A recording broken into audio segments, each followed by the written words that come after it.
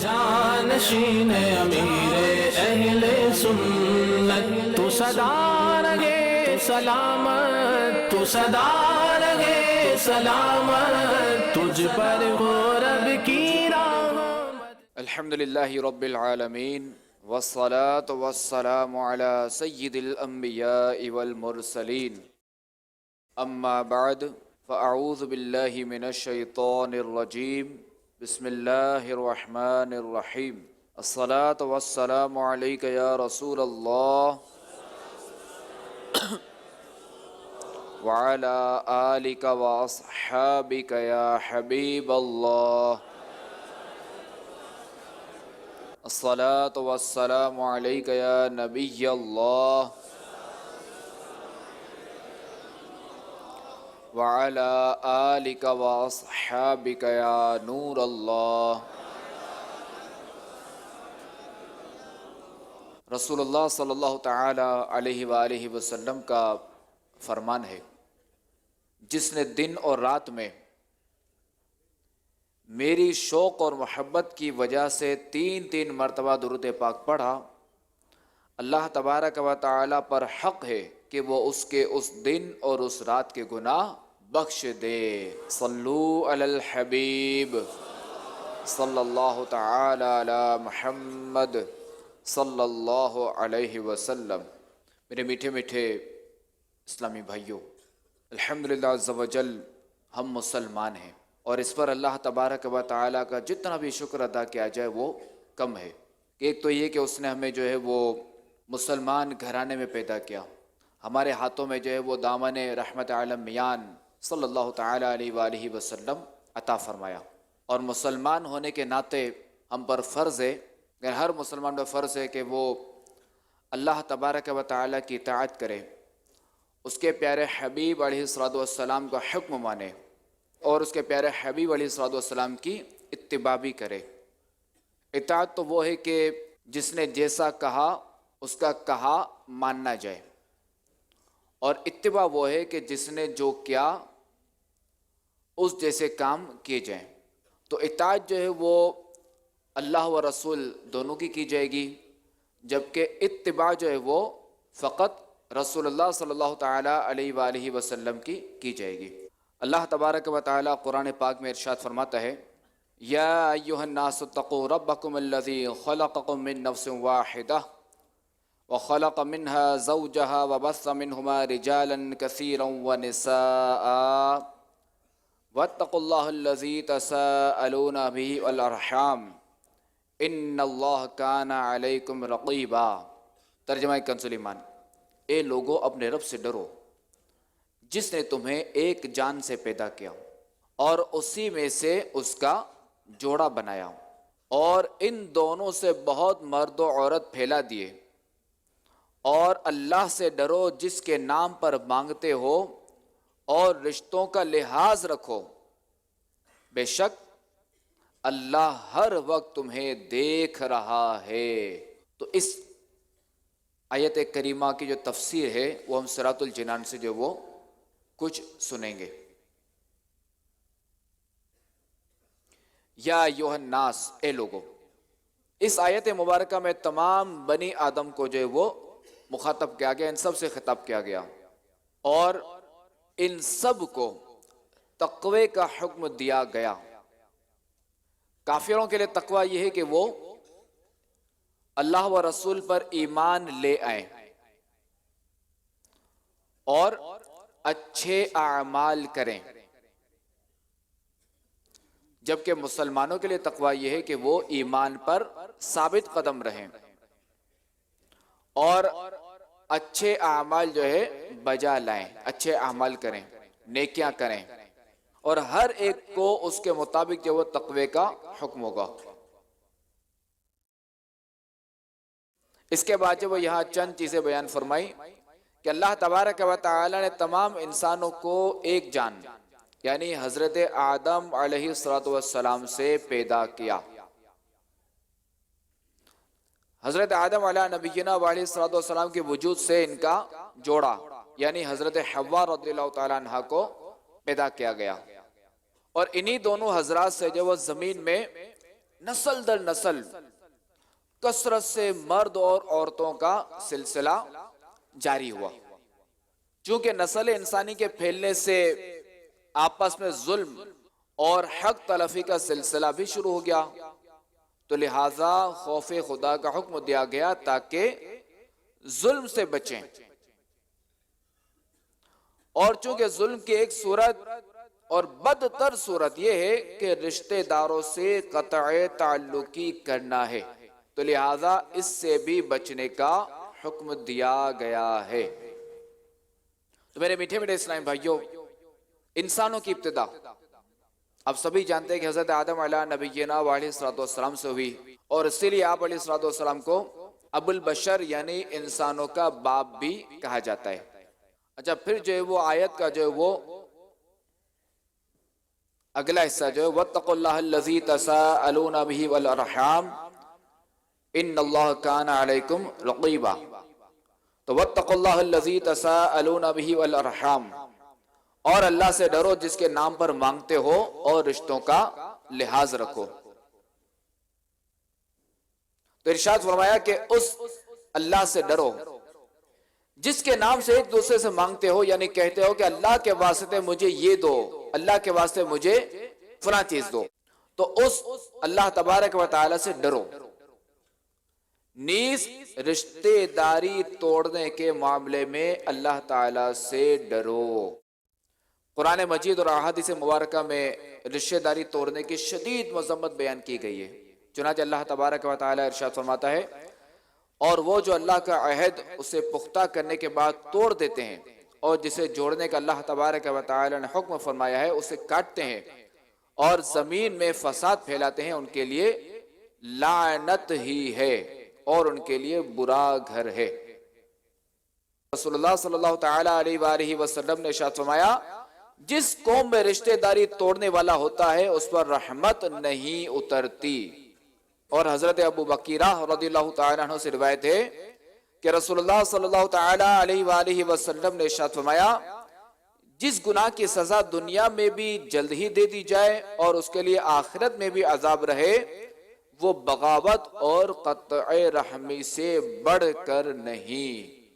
تو لہٰذا ہر مسلمان کو چاہیے کہ وہ رشتہ داری توڑنے سے بچے اور رشتہ داروں سے تعلقات جوڑ کر رکھنے کی بھرپور کوشش کرے. اب چونکہ شادی خانہ آبادی، یہ ہر ایک کی تمنا ہوتی ہے کہ ہماری شادی جو ہے نا یہ خانہ آبادی ہو، مگر ہم دیکھتے ہیں کہ ہر گھر میں یہ رونا ہوتا ہے. ایک تو بے برکتی کا رونا ہوتا ہے، ایک تنگ دستی کا رونا ہوتا ہے، اور باقی جو ہے وہ جو آپس میں جو جھگڑے فساد اور ان وجوہات کی بنا پر بھی جو نا یہ مسائل رہتے ہیں. تو ہمیں جو ہے نا وہ چاہیے کہ ہم اس کے اسباب پر غور کریں کہ شادی خانہ بربادی کے اسباب کیا ہیں.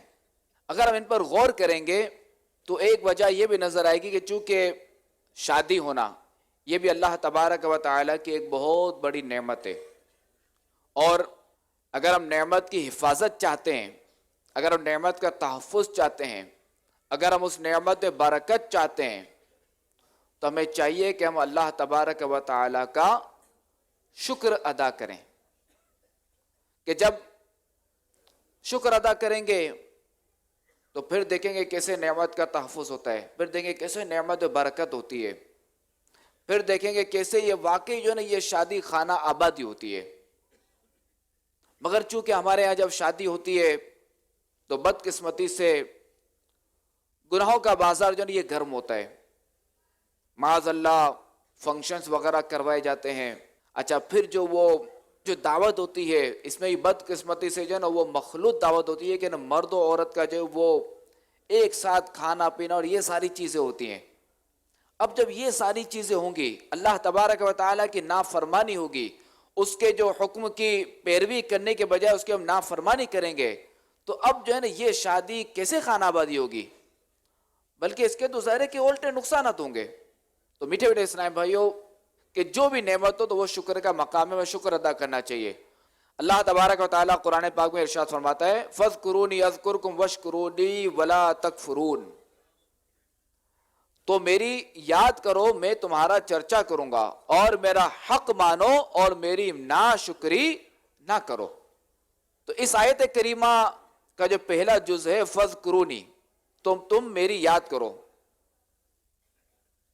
تو یہ جو نا ذکر کے حوالے سے، تو ذکر جو نا یہ تین طرح کا ہوتا ہے۔ ایک تو یہ زبانی، قلبی اور اعضاء بدن کے ساتھ۔ زبانی ذکر جو نا یہ تسبیح کرنا، جیسے الحمدللہ کہنا، سبحان اللہ کہنا، تلاوت کرنا، توبہ استغفار کرنا، نیکی کی دعوت دینا۔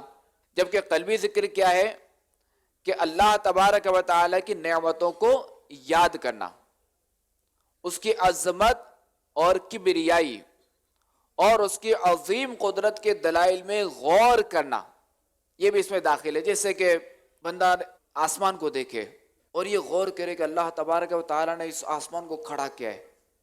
پھر اگر کبھی کھیت دیکھے تو اللہ تعالیٰ کی شان دیکھے، اس نے کیسے جو لہلہاتے کھیت بنائے ہیں، بارش برسے تو اس کو دیکھے کہ اور کیسے اللہ تعالیٰ کے نظام میں، تو کہ یہ غور کرنا یہ بھی ذکر ہے، یہ ذکر قلبی ہے۔ اور اعضاء بدن کے ذکر سے مراد یہ ہے کہ اپنے اعضاء سے اللہ تبارک و تعالیٰ کے نافرمانی نہ کی جائے، بلکہ اپنے اعضاء کو، جو جسم کے جو اعضاء ہیں، جیسے ہاتھ ہو گئے، پاؤں ہو گئے، منہ ہو گیا، تو ان اعضاء کو جو وہ اطاعت الہی کے کاموں میں استعمال کیا جائے۔ آئیے ذکر کے فضائل کے حوالے سے جو وہ چند احادیث سنتے ہیں۔ اللہ کا ذکر ایمان کامل کی نشانی ہے۔ ذکر اللہ دنیا و آخرت کی ہر بھلائی پانے کا ذریعہ ہے۔ ذکر کرنے والوں کو فرشتے گھیر لیتے اور رحمت ڈھانپ لیتی ہے۔ اللہ کا ذکر کرنے سے شیطان دل سے ہٹ جاتا ہے۔ اللہ کے ذکر سے دل کی صفائی ہوتی ہے۔ اچھا، اس آیت کریمہ کا دوسرا جز وَاشْكُرُوا لِي وَلَا تَكْفُرُونَ، جب کفر کا لفظ شکر کے مقابلے میں آئے تو اس کا معنی ناشکری ہوتا ہے، اور جب یہی کفر کا لفظ اسلام یا ایمان کے مقابلے میں آئے تو اس کا معنی بے ایمانی ہوتا ہے۔ تو یہاں جو آیت کریمہ میں جو کفر جو لفظ ہے، اس سے مراد جو ہے یہ ناشکری ہے، نہ کہ ایمان والا کفر کے مسلمان اور کافر۔ تو شکر کا مطلب یہ ہے کہ کسی کے احسان اور نعمت کی وجہ سے زبان، دل یا اعضاء کے ساتھ اس کی تعظیم کی جائے۔ حضرت موسیٰ علیہ نبینا علیہ الصلوۃ والسلام نے عرض کی، یا اللہ میں تیرا شکر کیسے ادا کروں کہ میرا شکر کرنا بھی تو تیری ایک نعمت ہے۔ تو اللہ تبارک و تعالی نے ارشاد فرمایا کہ جب تو نے یہ جان لیا کہ ہر نعمت میری طرف سے اور اس پر راضی رہا تو یہ شکر ادا کرنا ہے۔ تو میرے میٹھے میٹھے اسلام بھائیوں، قرآن و احادیث میں شکر کے کثیر فضائل بیان کیے گئے ہیں، اور جہاں شکر کے فضائل بیان کیے گئے وہیں جو ہے وہ ناشکری کی مذمت بھی کی گئی ہے۔ چنانچہ اللہ تبارک و تعالی ایک اور مقام پر ارشاد فرماتا ہے قرآن مجید فرقان حمید میں، لَإِن شَكَرْتُمْ لَأَزِيدَنَّكُمْ وَلَإِن كَفَرْتُمْ إِنَّ عَذَابِي لَشَدِيدٌ۔ ترجمہ، اگر تم میرا شکر ادا کرو گے تو میں تمہیں اور زیادہ عطا کروں گا، اور اگر تم ناشکری کرو گے تو میرا عذاب سخت ہے۔ حضرت انس رضی اللہ تعالیٰ عنہ سے روایت ہے کہ رسول اللہ صلی اللہ تعالیٰ علیہ وآلہ وسلم نے ارشاد فرمایا، جب اللہ تبارک و تعالیٰ اپنے بندے پر کوئی نعمت نازل فرماتا ہے اور وہ کہتا ہے الحمدللہ، تو یہ کلمہ اللہ تعالیٰ کے نزدیک اسے نعمت دینے سے بہتر ہوتا ہے۔ صلو علی الحبیب صلی اللہ تعالی علی محمد۔ حضرت ابو ہریرہ رضی اللہ تعالی عنہ سے روایت ہے کہ رسول اللہ صلی اللہ تعالی علیہ وآلہ وسلم نے ارشاد فرمایا، اللہ تعالیٰ جب کسی قوم سے بھلائی کا ارادہ فرماتا ہے تو ان کی عمر دراز کرتا ہے اور انہیں شکر کا الہام فرماتا ہے۔ حضرت کعب رضی اللہ تعالیٰ عنہ فرماتے ہیں، اللہ تعالیٰ دنیا میں کسی بندے پر انعام کرے، پھر وہ اس نعمت کا اللہ تعالیٰ کے لیے شکر ادا کرے اور اس نعمت کی وجہ سے اللہ تعالیٰ کے لیے تواضع کرے، تو اللہ تعالیٰ اسے دنیا میں اس نعمت سے نفع دیتا ہے اور اس کی وجہ سے اس کے آخرت میں درجات بلند فرماتا ہے۔ اور جس پر اللہ تعالیٰ نے دنیا میں انعام فرمایا اور اس نے شکر ادا نہ کیا، اور نہ اللہ تعالیٰ کے لیے اس نے تواضع کی تو اللہ تعالیٰ دنیا میں اس نعمت کا نفع اس سے روک لیتا ہے اور اس کے لیے جہنم کا ایک طبق کھول دیتا ہے. پھر اگر اللہ تعالیٰ چاہے گا تو اسے آخرت میں عذاب دے گا یا اس سے درگزر فرمائے گا. تو میرے میٹھے میٹھے اسلامی بھائیوں، پتہ چلا کہ ہمیں جو بھی نعمت ملے تو ہمیں اس پر اللہ تبارک و تعالیٰ کا شکر ادا کرنا چاہیے. اور جیسے ہمیں کوئی نعمت ملی تو ہم نے الحمدللہ کہا تو یہ بھی شکر ہی ہے، یعنی اللہ تعالیٰ کا شکر ادا کرنا ہی ہے. جیسا کہ ہم کھانے کے بعد کی دعا دیکھیں تو اس میں بھی یہی کہ الحمدللہ الذی اطعمنی ھذا ورزقنی من غیر حول منی ولا قوہ، یہ دعا ہم پڑھتے ہیں. تو ہمیں چاہیے کہ ہم جو ہے وہ اللہ تعالیٰ کا شکر ادا کرتے رہیں انشاءاللہ، کہ انشاءاللہ عز و جل اس کی برکت سے جو ہے وہ نعمت کا تحفظ بھی ہوگا اور نعمت میں انشاءاللہ عز و جل بڑھوتی بھی کی، اور جو ہمیں نعمت ملے گی اس کا ہمیں نفع بھی ملے گا. اللہ تعالیٰ سے دعا ہے کہ اللہ تعالیٰ ہمیں اپنا شکر گزار بندہ بنائے. آمین بجاہ النبی الامین صلی اللہ تعالی علیہ وآلہ وسلم. صلو علی الحبیب صلی اللہ تعالی علی محمد صلی اللہ علیہ وسلم. جانشین امیر اہل سنت تو صدا رہے سلامت، تو صدا رہے سلامت، تجھ پر ہو